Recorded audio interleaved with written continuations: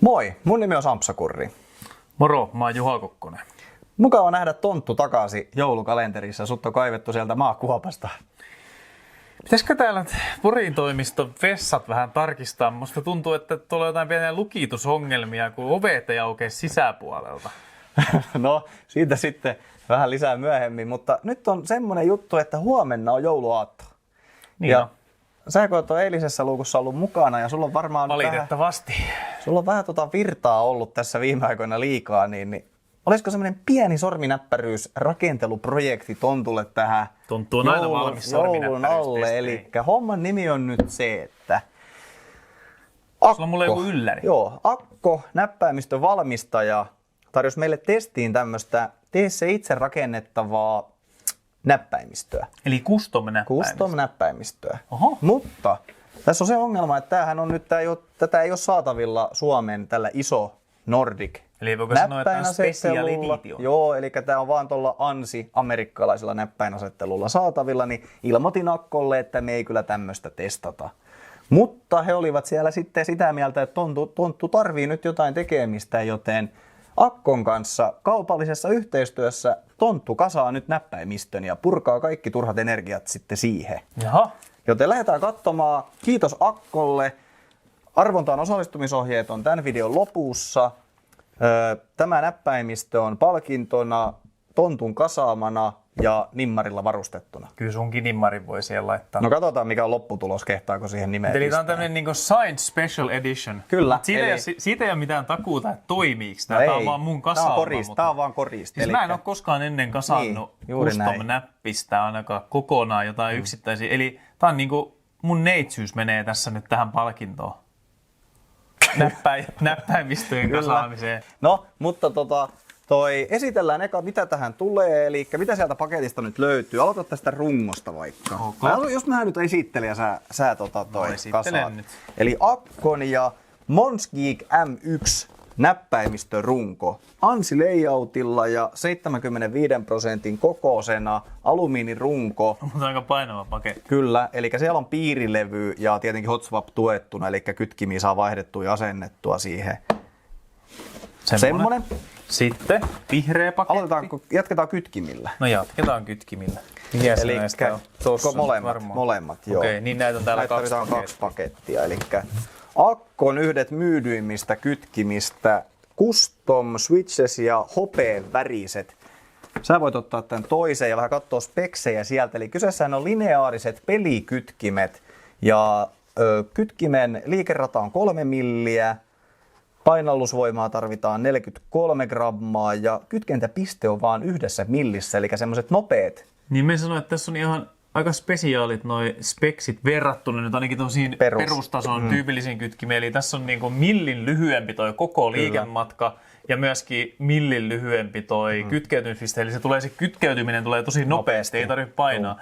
Mä en nyt mikään kovin kova pelimies ole, voisin kuvitella, että sinänsä, jos nyt tarvii nopeeseen pelaamiseen, niin ainakin sellaiseen. Reaktioaikaa saa kytkimellä sitten parannettua ja nämä on vielä nopeammin kytkeytyy ja lyhyempi toi liikerata kuin Cherryn Silver-kytkimissä. Niin, Silver Speedeissä, joo. Eli semmoiset kytkimet tulee siihen ja sitten vielä näppäinhatut sit viimeiseksi. Eli tämmöiset IoTekin vihreä, harmaa, on siellä vähän keltaistakin taitaa olla kehosten värinä.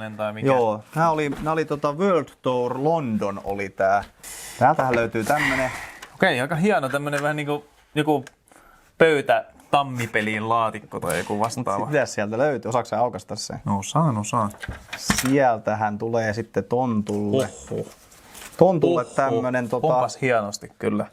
Tontulle näppäinhatut siitä vielä paikalle. Ja tiedätkö mikä tässä on hyvä puoli? Se on enemmän kuin perus yksi setillinen, kun tässä näyttäisi olevan jotenkin kamalan paljon näitä. Tässä on kato full size.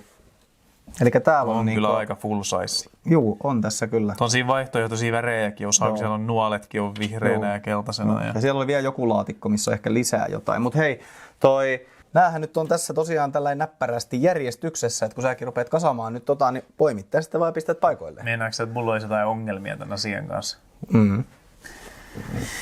Mä oon sun custom-näppäimistön kasaustyön jälkeen tuossa nähnyt, että mä en nyt sinulla ihan hirveästi lähtisi keulimaan. Selvä, mutta ruvetaan hommiin. Elikkä eikö mun pitänyt ruveta hommiin? Joo, mä tässä nyt vähän... Mehän ei olla runkoakaan otettu vielä Mä oon esille. työjohtaja ja sä oot toimeenpaneva elin.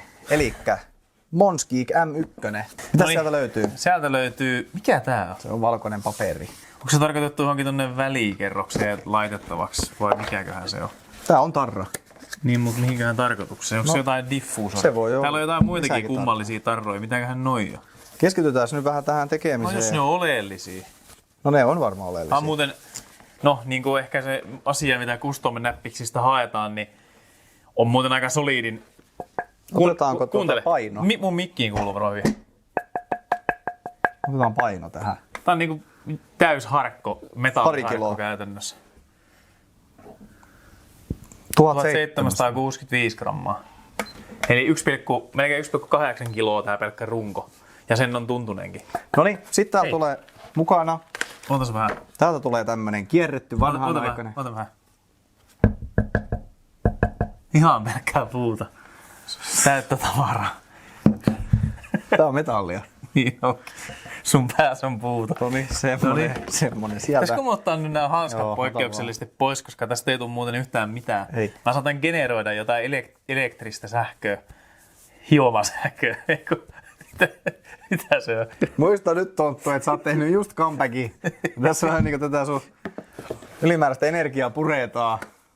Nyt toi keskittyminen on Tonttu on innostunut, kun se on Joo. päässyt vessasta lukkojen Elikkä hei, takaisin. USB-C, USB-A ja tämmönen vanhanaikainen Se on kierre-koilet-kaapeli täältä tulee mukana. Sitten täältä tulee... Nyt Tonttu, keskitytään ensin tämän paketin sisältöön. Täältä tulee kuule sulle nyt sitten Stabilizers. stabilizerit tulee ja Hetkinen, mä täällä on joudun myös nekin asentamaan. ruuvit sitten myös. Onko sulla rasvaa? On, mulla on rasvaa. Sulla krytoksia. Mulla ei oo krytoksia. Se on parasta. Ainakin tässä telineessä niin aika tämmöiset hyvin rasvatun tuntuiset nämä kytkimet. Tai sanotaan, että ei ole ainakaan niinku, ei tunnu, että nämä laahais yhtään. Tai Hei, jos katsotaan nyt tätä tässä, niin tässähän on tämmönen tämmönen, miksi tätä näytät kutsutaan? ne vähän enemmän No mä kameramiehelle. näytän. Tässähän on niinku tämmönen tää valaistus varmaan, tää näppäinten taustabalaistus tulee. diffuusorilevy valolle. Niin. Mukana toimitetaan ylimääräinen pakkaus stabilizereita, mutta tässähän on tosiaan valmiiksi jo asennettu, rasvattu ja on vielä nämä metallisetkin paikoillaan. Piirilevy odottaa sitten kytkimiä. Eikö mitä mä oon oppinut kytkimen asentamisesta? No, Että se pitää tehdä sen verran rauhallisesti ja siististi, ettei täällä on nämä pienet pinnit täällä pohjassa. Niin kun Sampsa asentaa, niin näistä on joku 10% ainakin mutkalla aina. Ja sitten se näppäin ei sekin toimi ja sitten tarvii purkaa ja suoristaa ja asentaa, niin sitä virhettä ei saa tehdä. Toki Se sä ei- voit nauraa mulle tässä Niin, lopuksi, kun joo. siellä on se 10%. mä en varsinaisesti tahallani niitä. Niin Sä oot vähän semmonen suoraviivainen. Pitäisikö mun ottaa täältä päästä? Eikö sä sanoit tonttukasaa? No, tää Mutta nyt siis, näyttää. niin mä en ole tehnyt nyt tällaista tosiaan koskaan ennen. Niin. Eli tässä on niinku kytkin, ja tämänhän voisi juottaa, ja jossain niinku näppiksissä juotetaan, mutta tässä tapauksessa siellä on sellaiset kontaktit, mitkä... Täällä on mitkä niinku sellaiset liittimet valmiina, eli tässä ei juoteta. tässä ei juoteta. Eli se on joko juotettava tai joku tämmönen Eikö nämä kytkimet ole sinänsä ihan Samat, samanlaisia, joo. että se on vaan siinä piirilevyssä Piirilevyssä, ero. eli- Mutta tää on aika oikeastaan niinku helppoa hommaa, kun vaan varoo. Vaikka täytyy vaan katsoa, että nämä on oikealla puolella, eli ylöspäin. ylöspäin. Tässä on ohjuritappi tässä keskellä. Niin sit vaan varovasti painaa sen sinne. En mä tiedä, ei se nyt suoranaisesti napsahda tai mitään, mutta kyllä se sitten huomaa, kun se menee pohjaan. Joo. Nyt Ja vaan sitten- nakuttelet niitä siihen. Mä voin vähän tässä jeesata. Tästä vähän vetään tussilla tänne joku viiva, että sen tietää sitten diagnosoida suoraan, että kumpi sankari sinne on niitä asentanut, kun se on koko oikea puoli näppiksessä ihan pimeänä. Jos sä lähdit keskeltä niitä, ehkä tosta niinku järjestelmällisesti tuolta ylhäältä. Mä lähdin järjestelmällisesti tuolta vasemmalla niinku esimerkiksi kirjoitettu teksti. No nyt sä teit ton ylös. No se oli sulla se väärin, niin sä sanoit. Mä toi sinne ruveta syömään. No sit mennään ristiin tosta. Nyt sä tuut mun puolelle. En tuu. Tuutpas. Sä teit väärin loppuun. Minkäs kokoinen tää oli? Onko tää 75? Joo. Eli paljon tässä on nyt kytkimiä sit käytännössä menee tähän. Olisiko tässä, jos mä olin ihan väärin hatusta heitän, jossain 90 pintaa ehkä. Ja nyt sitten, kun tässä on No 45 ja 45 on näissä pakkauksissa, niin kytkimi on 90. Niin me nähdään sitten, kuinka monta jää yli.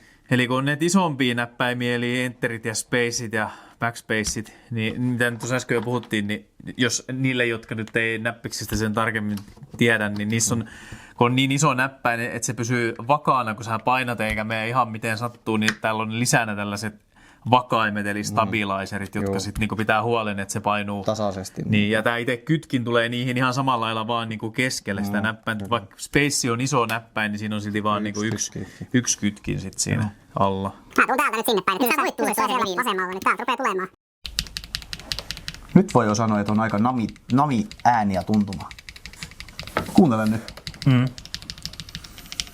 Siis kyllä tämä runko silti on vaan, niin, että sitten kun se on kunnossa, niin sitten sen jälkeen voi keskittyä johonkin tarrottamiseen ja rasvaamisiin sun muihin, mutta se on kyllä aika toivoton tehtävä niin rasvailla ja tarrottaa sun muuta, viritellä, jos sulla on ihan niin höpö runko. Mutta nyt on kyllä kiva tämmönen pikku. Näetkö sä, kato, mun mielestä ainakin en ole ihan 100 varma, mutta kun sä painat tulee kovempaa, niin se näkee, että se on vähän niin kuin vaimennettu. Kato. Niin, no kyllä se vähän antaa periksi siitä, joo. Ja täällähän on tosiaan jotain vaimennusfoamia täällä pohjassa ja niin. Akkonamaa. Mut hei, nyt meillä on kytkimet paikoillaan, 83 kappaleet. Sitten ruvetaan nakuttaa näppäin hattuja. Eli ja näitä ei saanut laittaa ihan miten tykkää nyt.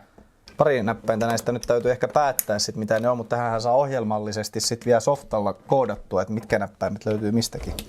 Niin näissähän oli nyt näissä näppähäytussa se jää mainittamatta, että nämä oli tosiaan, se tarvittiin mainita, että nämä on PBT ja toi merkintä on niinku double shot, eli se niinku näkee, niin tää on sisäpuolelta vihreät, vaikka tää ulkopuolelta toi merkintä on kanssa muovia. Mutta näissä oli toi vähän harvinaisempi ASA-profiili. Eli tää on vähän old schooli. Mulla on tää sama mun custom-näppiksessä, mutta mä ainakin tykkään tästä. Tää ei ole niinku silleen, vaikka tää on vähän erikoisempi ehkä nykypäivänä, niin toi on silti niinku mukavan tuntunen ja se on niinku toimiva. Kun selkeä. Niin, sitten on semmosia profiileita olemassa, mitkä niinku on tehty ulkonäkö edellä, mutta ne ei ole ehkä kirjoitusergonomien kannalta kovin hyviä. Niin. Tästä tulee oikeasti muuten ihan hemmetin tyylikäs näppäimistö. Hetkonen, eikö niin tuon kuulu olla noin päin? Ai että. Sitten toi Space Bar on sit kans varmaan tietyn levyinen. Se on varmaan tää valkoinen, mikä meillä menee tähän. Tää on vähän isompi, eikö se ole? Onko tässä nyt niin, että...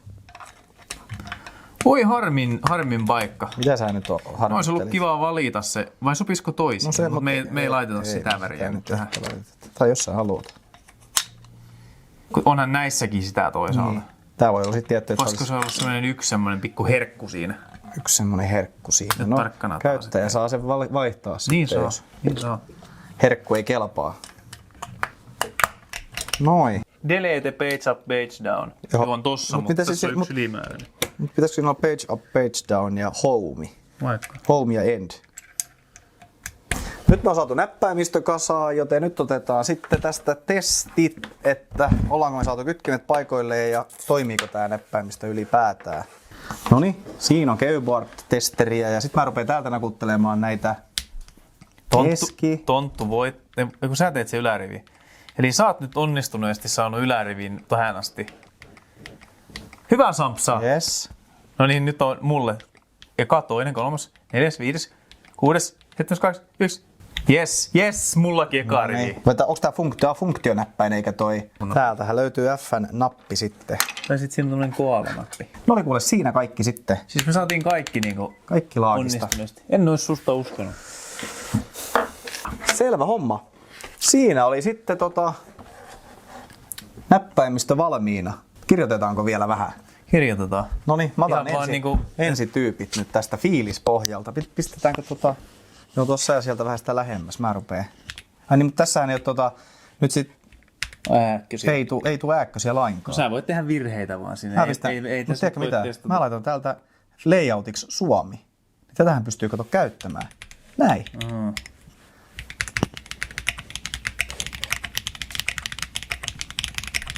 Aika jännä.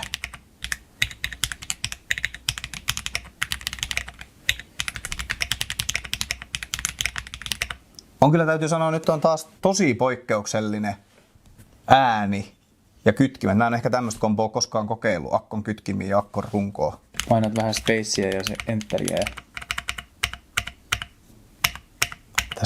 Tääkin on tosi erikoinen ääni tää. Mut se kyllä paistaa silti kaikesta, kuin solidi siinä on toi. Sitten täällä on äänenvoimakkuuden rulla. Toimii. Rotate-nappi. No, sun vuoro.